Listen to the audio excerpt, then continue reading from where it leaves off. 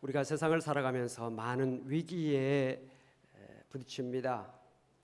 가정에서, 직장에서, 사업장에서, 우리 건강의 문제나 물질의 문제나 여러 가지 문제, 위기에 부딪힙니다. 오늘 이 자리에 참석하신 여러분들도 지금까지 인생을 살아오는 가운데 많은 위기, 어려움에 부딪혔던 그런 경험들이 있고 그 모든 것들을 이겼기 때문에 오늘 이 자리에 여러분들이 계신 줄로 압니다.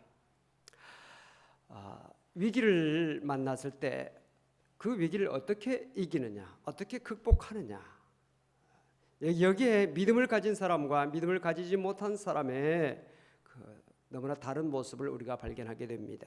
믿음을 가지지 못한 사람들은 어려움을 당했을 때 넘어지고 좌절하고 또 생을 포기하기도 하고, 그렇지만 우리 믿음의 사람들은 그것을 이깁니다. 극복합니다. 오히려 그 위기를 생의 축복의 기회로 삼습니다. 하나님은 아프게 하시다가도 싸매게 주시고 우리의 모든 형편과 처지를 아셔서 우리에게 꼭 필요한 모든 것들을 공급해 주시는 하나님이시다는 사실을 나와 여러분 믿으시길 바랍니다. 오늘 말씀은 이스라엘 백성들이 큰 위기를 만났습니다. 국가적인 위기를 만났을 때 그 국가적인 위기를 만나 당황하고 또 고통하고 절망하고 있는 그 이스라엘 백성들에게 하나님께서 두 가지 말씀을 주셨습니다. 첫째로 노래하라 그랬습니다. 노래하라. 따라서 합시다. 노래하라. 노래하라. 1절에 보니까 잉태하지 못하며 출산하지 못한 너는 노래할지어다. 산고를 겪지 못한 너는 외쳐 노래할지어다. 이렇게 말씀하고 있습니다. 여러분, 노래라고 하는 것이 언제 나옵니까? 잘 되고 기쁘고 좋을 때는 어깨춤이 추어지고 자기도 모르게 흥얼흥얼 노래를 부르게 돼 있어요. 아이들도 이렇게 노는 모습을 보면 배가 부르고 재미가 있으면 되지도 않는 노래를 막 흥얼거리고 막 부릅니다. 이게 사람이 즐거우면 노래를 하게 돼 있어요. 그런데 너무 슬프면, 너무 고통스러우면, 괴로우면 노래하라고 해도 노래가 나오지 않습니다. 이스라엘 백성들이 바빌론에 끌려갔을 때 이스라엘 백성들이 얼마나 노래를 좋아하는 민족입니까? 얼마나 찬양을 좋아하는 민족입니까? 그 바벨론 사람들이 좀 노래해라 노래해라 하고 했지만 그들은 비파와 수금을 저 나무 위에 걸어놓고 노래하지 않았다 하는 말씀이 나오고 있습니다. 노래라고 하는 것은 아무 때나 나오는 게 아니에요. 그런데 지금 이스라엘 백성들은 노래할 형편이 아닌데도 불구하고 하나님께서 노래하라 이렇게 말씀을 하고 있습니다. 이스라엘 지금 백성들의 상황은 어떤 상황입니까? 강대국 바벨론이 금방이라도 지금 물밀듯이 쳐들어와서 이스라엘 백성들을 유린하고 나라를 정복할 그런 위기, 나라의 위기, 국가의 위기입니다. 사람들은 소망을 잃고, 우리도 과거에 이민 열풍들이 있을 때가 있어요. 사람들이 돈 모아가지고 다 캐나다라 미국으로 호주로 막 이민을 떠납니다. 왜? 이 나라에 소망이 없다 생각해가지고. 그런 시대가 있었지 않습니까? 지금은 이제 역이민, 나 같은 사람들이 돌아오는 이런 시기가 되지 않습니까? 근데 이스라엘 나라가 지금 보면 국가가 금방 망하는 겁니다. 망하면 국가만 망합니까? 모든 기업, 모든 가정 다 망하게 되는 거잖아요. 죽느냐 사느냐가 달려있잖아요. 그러니까 나라의 위기, 나라의 정말 전망의 그런 위기 속에서 사람들 다 못 따라 싸가지고 이민들을 떠납니다. 그래서 성읍들이, 빈집들이 많아지고 또 들이 황폐해집니다. 이런 상황 속에 이스라엘 백성들에게 하나님께서 하신 말씀이 노래하라, 노래하라 이렇게 말씀하고 있습니다. 이 노래는 어떤 노래냐? 소망의 노래입니다. 현실은 노래할 수 없는 형편이지만 미래를 바라보면서 미래에 다가올 소망을 바라보면서 노래하라는 것입니다. 찬송가 488장에도 이 몸의 소망 무언가 우리 주 예수 분이시어요. 노래하는 거예요. 현실은 어렵지만 확실한 미래가 우리에게 있다면 노래할 수 있는 것입니다. 오늘 사랑하는 성도님들, 현실이 어렵고 힘들고 고통스럽고 괴롭고 정말 절망스럽다 할지라도 미래를 바라보면서 소망을 바라보면서 노래할 수 있는 성도가 되시기를 바랍니다. 그 노래할 수 있는 그 소망을 1절 하반절에 말씀해주고 있는데 그것은 뭡니까? 이는 홀로 된 여인의 자식이 남편 있는 자의 자식보다 많음이라 여호와께서 말씀하셨느니라. 비록 지금 자식이 없는, 다시 말하면 절망한 이스라엘 백성들 앞에 하나님께서 많은 자식을 주실 것이다, 많은 소망, 많은 축복을 주실 것이라고 하는 그 약속이 있기 때문에 노래하라, 이렇게 말씀하고 있는 것입니다. 어느 교회에서 송구영신 예배를 드리면서 성도들에게 말씀을 주잖아요. 이렇게 말씀을 주는데 어떤 그 집사님이 말씀을 받았대요. 그 말씀을 받았는데 그 말씀이 오늘 말씀이에요.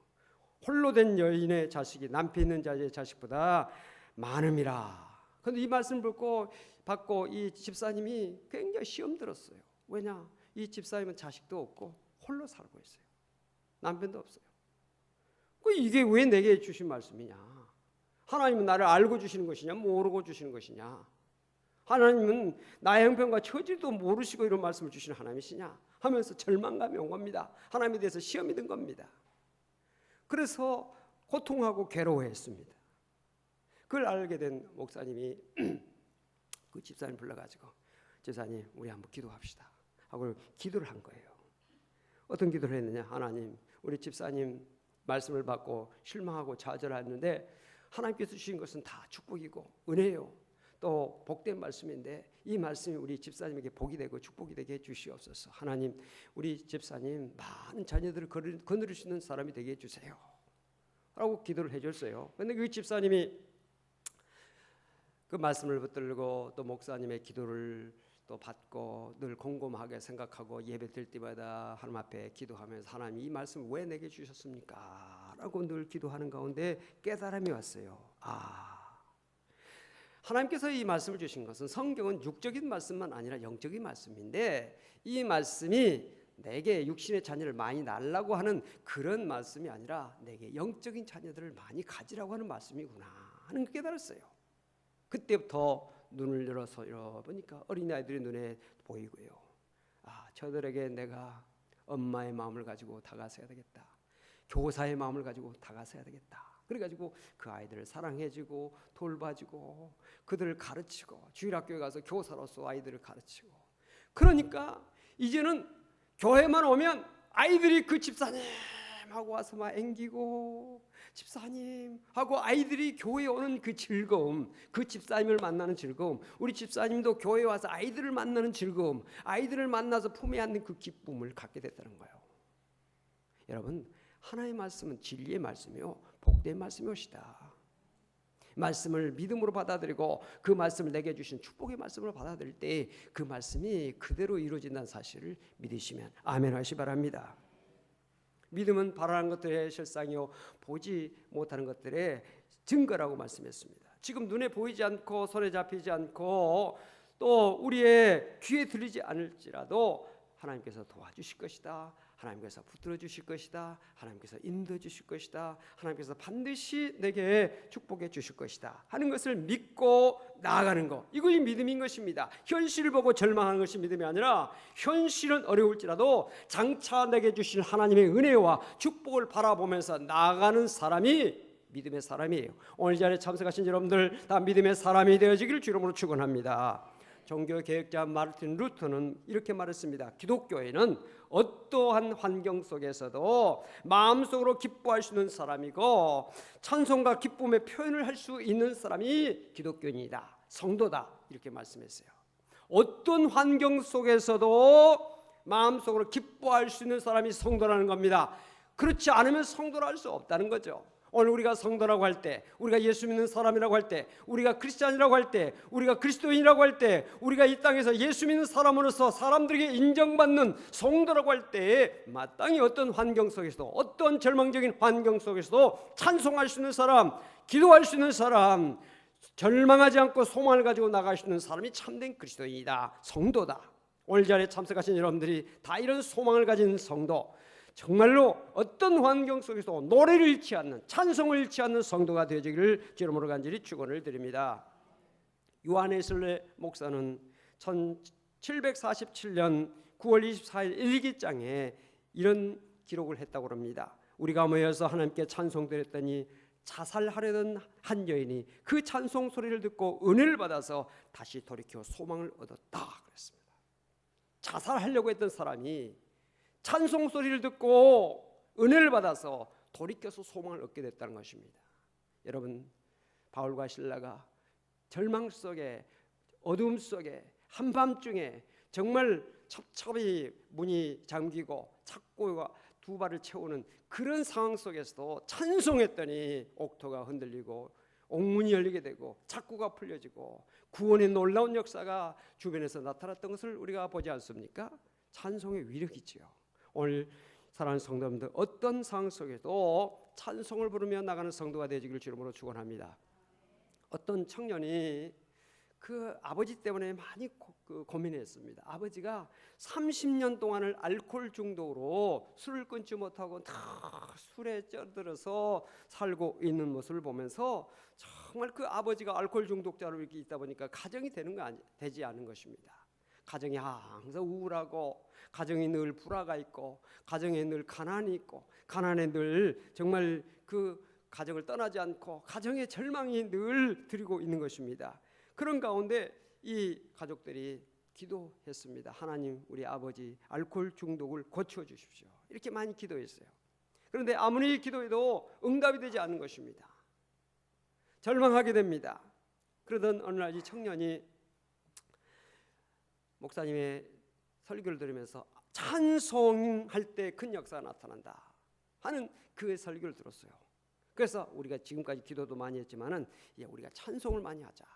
가지고 가정에서 막 찬송을 많이 하면서 이런 기도를 했어요. 하나님, 우리가 아버지 알코올 중독 때문에 우리가 기도하고 그 중독을 끊어달라고 하나님 앞에 기도했는데, 하나님, 이제 우리 아버지 때문에 우리 마음에 기쁨이 있고 보람을 느끼게 하시고 하나님께 영광이 되게 해주세요 하고, 그 아버지를 만난 것에 대해서 그동안에는 아버지를 피하고 아버지를 냉대하고 비난하고 눈초리를 쏘면서 좀 그렇게 했는데, 이제부터는 아버지를 향해서 따뜻한 마음을 가지고 우리 아버지를 통해서 우리가 영광 받게, 하나님께 영광 돌리고 우리 마음에 기쁨이 있게 해주시옵소서. 아버지를 인하여 감사하며 찬송하겠습니다 라고 막 찬송하고 감사하며 그렇게 기도했을 때, 이렇게 마음을 바꾸고 기도의 제목을 바꾸고 한 달, 두 달, 석 달 이렇게 온 가족들이 모여서 기도하고 막 찬양했는데, 아버지가 갑자기 삶, 그 어떤 가정 분위기가 달라지는 것을 느꼈어요. 이상하다. 이상하다. 그동안에는 막 자기를 향해서 막 냉대하고 막 무시하고 막 그랬는데, 모든 가족들의 눈이 정말 달라지고 자기를 향해서 따뜻한 마음, 또 존경하는 마음, 또 이렇게 사랑하는 마음, 이게 바뀌었어요. 그래서 이상하다 생각했어요. 온 가족이 다 교회 갔는데, 그 아버지가 어느 날 가족들 뒤를 따라서 멀찌감치 따라서 교회를 가서 저 뒷자리에 앉아서 예배를 드리는 것입니다. 예배를 드리는데 그때 은혜를 받았어요. 목사님의 설교를 통해서 은혜를 받았어요. 그래가지고 내가 이렇게 돼서는 안 되겠구나. 그래서 그 아버지가 가족들이 늘 찬송하고 늘 기도하는 그것을 귓줄로 늘 들었기 때문에 익숙한 찬송이 나오니까 자기도 모르게 막 찬송을 한 거예요. 찬송을 막 했는데, 찬송하고 나니까 갑자기 자기 마음속에 술이 싫어지는 마음이 든 거예요. 술에 대해서 지금까지 술 안 마시면 못 견디는 그런 사람이 술이 싫어지게 된 겁니다. 술 생각도 하기가 싫어지게 되고요. 술을 보기도 싫어지는 겁니다. 하나님이 역사합니다. 할렐루야. 이 사람의 힘으로 되는 게 아니에요. 하나님께서 막아주시면요, 20년 30년 끊을 수 없는 중독 끊어질 수 있는 거예요. 알코올 중독뿐입니까? 도박이다, 뭐다, 우리가 세상을 살면서 여러 가지 중독이 있잖아요. 마약 중독, 무슨 경마, 무슨 여러 많은 중독들이 있는데, 그 모든 중독들이 하나님께서 딱 끊어주시니까 보기도 싫어지고 냄새 맡기도 싫고 가기도 싫고 생각조차 다 싫어지는 그런 결과가 오게 된 겁니다. 그래서 그 아버지가 예수를 잘 믿게 됐고 온 가정에 기쁨이 넘치게 됐다는 사실인 것입니다. 할렐루야. 찬송의 위력입니다. 노래하라. 오늘 사랑하는 성도님들, 이 자리에 참석해서 예배드리는 여러분들, 어떠한 어려움이 있을지라도 노래하는, 이 노래는 어떤 노래입니까? 세상 노래가 아니라 찬송입니다. 찬송을 많이 하시는 가운데 승리하는 성도가 되시기를 주로 이름으로 축원합니다. 절망 가운데 있는, 위기 가운데 있는 이스라엘 백성들에게 하나님께서 두 번째 주신 말씀이 뭐냐? 장막터를 넓혀라, 이런 말씀하셨습니다. 장막터를 넓혀라. 2절에 내 장막터를 넓히며 내 처소의 휘장을 아끼지 말고 널리 펴되 너의 줄을 길게 하며 너의 말뚝을 견고히 할지어다 그랬습니다. 이 말씀은 당시 이스라엘 백성들에게 있어서는 상황에 맞지 않는 말씀입니다. 아까 말씀드렸듯이 이스라엘 백성들이 다 정치, 경제, 사회에 그 어떤 그 기대감, 또 어떤 소망이 안 보이기 때문에 너도 나도 다 보따리 싸가지고 돈 있는 사람들 다 이민을 가는 겁니다. 그래서 집들이 많이 비어나고, 그리고 들이 황폐하게 됐어요. 지금 빈 집들이 많이 있는데 그 빈 집들 들어가야 살 사람도 없는데 집을 지어라는 겁니다. 큰 집을 지어라, 이렇게 말씀하고 있는 것입니다. 내 장막들을 넓히고 내 초소의 휘장을 아끼지 말고 널리 펴되 너희 줄을 길게 하며 너희 말뚝을 견고히 할지어다. 네, 하나님께서 이 말씀을 막연하게 주신 것이 아니라 구체적인 약속까지 주시면서 말씀하고 계신 것입니다. 3절에 이는 내가 좌우로 퍼지며 내 자손은 열방을 얻으며 황폐한 성읍들을 사람 살 곳이 되게 할 것임이라. 거기 보니까 내가 좌우로 퍼진다 하는 말씀이 있고요, 두 번째는 내 자손은 열방을 얻게 된다 하는 말씀이 있고요, 세 번째는 황폐한 성읍들은 사람 살 곳이 되게 할 것이라. 이런 말씀 세 가지 약속이 되어 있습니다. 여러분, 좌우로 퍼진다고 하는 말이 무슨 말입니까? 좌우로 퍼진다, 넓어진다는 것이에요. 좌쪽으로만도 아니고 우쪽으로만 아니라 좌우로 퍼져나가는 것이에요. 좌우로. 사업하는 사람들은 퍼져나가야 돼요. 국내적으로도 퍼져나가야 되고, 요즘 글로벌 시대에 세계적으로 뻗어나가야 돼요. 뻗어나가야 돼요. 요셉의 무성한 가지가 담을 넘었다, 이거 퍼져나가는 것을 말하고 있는 것입니다. 하나님께서 축복하신 사람은 퍼져나가는 것입니다. 오늘 사랑하는 성도들에게 이 축복이 함께 하셔서 좌우로 퍼지는 그런 역사가 있게 되시기를 바랍니다. 내 자손은 열방을 얻는다 그랬습니다. 내 자손은 열방을 얻는다고 하는 말은 자손에 주어지는 축복인 것입니다. 아들, 딸, 또 그들의 자손들이 잘 되는 것입니다. 형통하게 되는 것입니다. 사업하면 사업에 잘 되고, 직장 생활에 직장에서도 승리하게 되고, 또 열방을 얻는다 그랬습니다. 열방이라는 것은 모든 나라를 의미하고 있는데, 여기에 모든 나라들은 정복해야 될 것들, 또 극복해야 될 것들을 말하고 있습니다. 정복해야 될 것들을 정복하고 극복해야 될 것들을 극복하게 된다는 것입니다. 학생들이 대학을 정복해야 되니까 대학을 정복하게 되고, 직장을 공략해야 되니 직장을 공략, 그 모든 삶 속에 이루어지는 성취, 이 모든 것들을 열방을 얻는다라고 하는 말씀 속에서 우리가 그렇구나 하는 것을 깨닫게 되는 것입니다. 지금 잘 나가는 기업 가운데서 과거에 IMF 금융위기 때나 국내적으로 여러 가지 위기 상황을 잘 이겨낸 기업들이 많습니다. 그런 기업들이 정말 다 다른 그 기업들이 막 무너지고 막 이런 가운데서 어떤 기업은 그 어려울 때 오히려 투자를 막 하고, 남들이 아주 헐값으로 내놓는 토지나 헐값으로 내는 건물이나 이런 것들을 그때 다 흡수해가지고 지금 어마어마하게 되어지는 사업들이 참 많습니다. 그러니까 기회는 곧 위기는 곧 기회다는 거예요. 이런 어려움을 이겨낸 사람들, 열방을 얻는다. 열방을 얻는다. 여러분, 믿음이라고 하는 것은요, 그릇입니다. 그릇. 큰 그릇을 가진 사람은 큰 복을 받습니다. 작은 그릇을 가진 사람은 축복을 조금밖에 받지 못하죠. 믿음은 이 그릇이에요. 오늘 여러분들의 그릇이 큰 그릇 되어지기를 바랍니다. 열왕기 4장을 보면 한 선지자 생도의 아내가 엘리사를 찾아와서 하소연하는 내용이 나오죠. 남편은 세상을 떴고 남편이 남긴 것이라고 해서는 빚뿐입니다. 자녀들을 데리고 살아야 되는데, 두 아이들을 데리고 살아야 되는데 그 체주가 와서 두 아이들을 노예로 끌고 가겠다고 하니 어찌하면 좋습니까? 라고 하소연했을 때 엘리사가 그 여자에게 말합니다. 너희 집에 무엇이 있느냐? 했더니 우리 집에 있는 것이 아무것도 없고 오직 기름 한 병뿐입니다 라는 말을 했습니다. 그래서 그 엘리사가 말합니다. 그래, 그러면 동네에 가서 이웃 사람들한테 그릇을 빌려라. 그릇을 많이 빌려가지고 많이 빌려서 문을 닫고 그 기름을 부어라 그랬습니다. 그 여자가 엘리사의 말을 듣고 집으로 가가지고 동네 사람들한테 집집마다 다니면서 그릇들을 빌려옵니다. 큰 그릇, 작은 그릇, 할 것을 다 그릇들을 빌려다가 그 방에다 넣어놓고 문을 딱 닫고 엘리사의 말대로 기름을 갖다 부었습니다. 근데 기름을 붓는데 부어도 그 기름이 끝이 나지 않습니다. 그 기름이 계속적으로 나오는데 그 준비된 그릇에 다 가득 찰 때까지 기름이 끊어지지 않았어요. 그 그릇이 가득 차니까 기름이 끊어진 것이에요. 할렐루야. 믿음은 바로 이 그릇입니다. 그릇.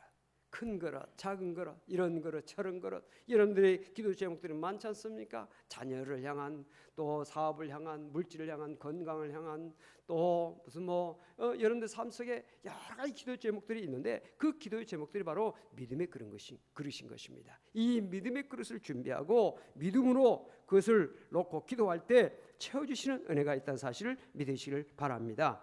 하나님께서는 준비한 자에게 큰 은혜와 복을 주시는 것입니다.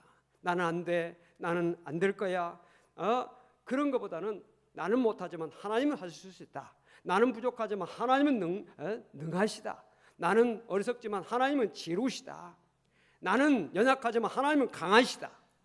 나는 못하지만 하나님은 하신다. 그러니까 우리가 하나님을 믿는 거 아닙니까? 나를 믿으려면, 내가 하는 그 한도 속에서 믿는다면 우리가 왜 예수를 믿고 왜 우리가 신앙생활을 하는 것입니까? 내가 할 수 없는 것을 하나님은 하신다. 나는 부족하지만 하나님은 능히 모든 것을 나를 통해서 이루어 주실 수 있다는 믿음을 가지고 있기 때문에 우리가 믿음 생활하고 있는 것 아니겠습니까? 그렇기 때문에 우리가 믿음의 그릇을 준비하고 하나님 앞에 기도하는 것, 이 매우 중요하다는 사실을 믿으시기를 바랍니다. 그 다음에 한 가지, 열방을 얻을 것이다 라고 말씀하고 있습니다. 이 말씀은 당시 이스라엘 사람들에게 있어서 황당한 말이 아닐 수가 없습니다. 왜냐? 지금 바벨론 강대국이 지금 이스라엘을 지금이라도 공격해서 지금이라도 함락시키려고 하는 그 위기 가운데 있는데 하나님께서 이스라엘 백성들에게 하는 것이 무엇입니까? 말씀이 열방을 얻을 것이다. 많은 국가, 많은 나라들을 차지하게 될 것이다 하는 말씀인 것입니다. 이스라엘 나라는요, 초생딸 같은 그런 지. 그래서 아프리카에서 그 아시아 또 중동 그쪽으로 나가려면 이스라엘을 거쳐야 되고요. 그리고 또 중동과 아시아 제국들이 아프리카로 내려가려면 꼭 그 길을 지나가게 돼 있어요. 그래서 아프리카가 강성한 나라가 거기서 이루어지게 되면 또 북으로 막 북방 정책을 해서 올라가게 되고요. 또 북방에 있는 강대국들이 남하 정책을 하면 또 이스라엘 짓밟고, 그러니까 이스라엘이 전쟁 마당인 것입니다. 강대국들의 전쟁 마당이에요. 짓밟힘의 나라였어요. 열방을 얻기는커녕 짓밟히는 그런 환경 가운데 있는 이스라엘 백성들에게 하나님께서 말씀하시기를 열방을 거느리게 될 것이다, 이런 말씀하신 것입니다.